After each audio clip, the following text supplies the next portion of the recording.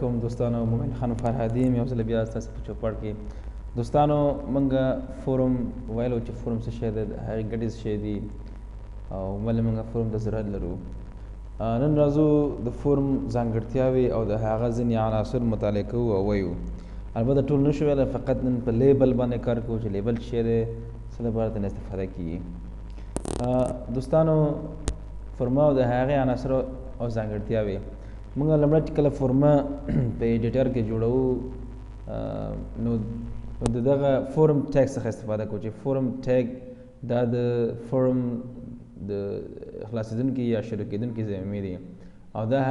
هم چې دی دا پیدا رسېدونکي ضمیمې دي راځئ ایډیټر ته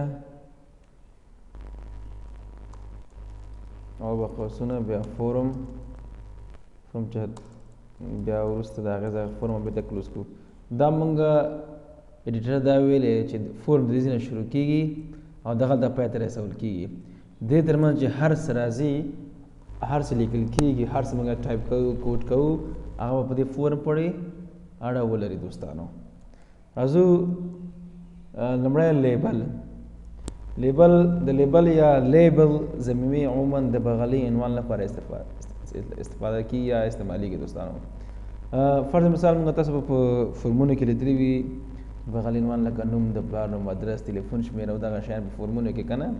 دې ته لیبل ویل کېږي دوستانو د لیبل ضمیمې دوستانو په دغه شکل لیکل کېږي او په دغه طریقه پای ته رسول کېږي دوستانو او دغه تر منځ چې کوم خط دلته موږ تاسو لیکو هغه به په ویبپاڼه کې ښکاري دوستانو راځئ چې همدغه عملي کار وکړو راځو همدغه په دې فورم کې موږ لیبل جوړوو لیبل دلته به ولیکو چې فرض مثال نوم بېرته به دغه لیبل به پای ته ورسوو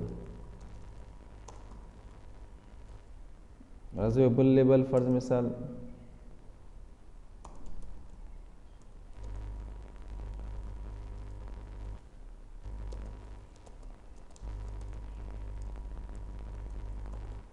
د پلار نوم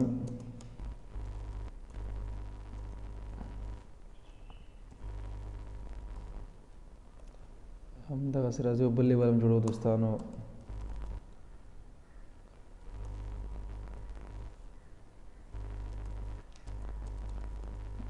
د نیکه نوم بېرته دغه لیبل کلوز کوو یا بندوو یا پای ته رسوو دغه سیف کوو دا به زه د لیبل په نامه سیف کوم یا فورم ډاټ ایچ ټي ایم ایل سیف دا دوستانو د سیف شو دا به زه خلاصوم ګورو سره نوم د پلار نوم د نیکه نوم ګورو دا دلته موږ تاسو ته راغله د لیبل په شکل البته یو خبره دا ټول په یو قطار کې راغلل دې لپاره دا قطارونه سره جدا کړو چې نوم په اول قطار کې راشي د پلار نوم په دویم قطار کې د نیکه نوم په درېیم قطار کې نو موږ یو بل ټیګ لرو د بي آر په نامه فکر کوم چې دا موږ ویلی دی که نه مې ویلی خیر دغه اوس بیا تشریح کړمه بي آر ټیګ دوستانو د بریک لپاره راځي بریک یا وقفه یعنی چې دغه د پلار نوم موږ ولیکو یا نوم موږ ولیکلو